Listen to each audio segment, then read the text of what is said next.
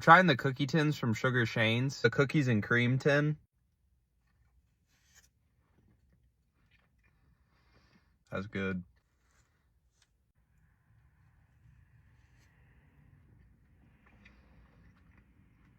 Got a regular cookie base with white chocolate chips and chocolate cookies in it.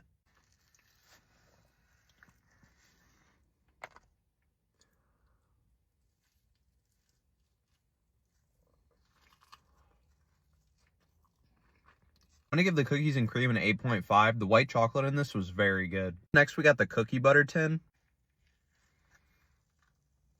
This looks fire.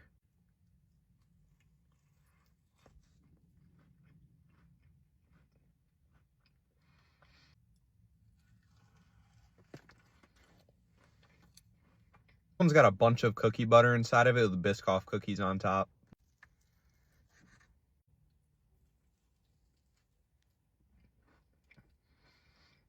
Wow.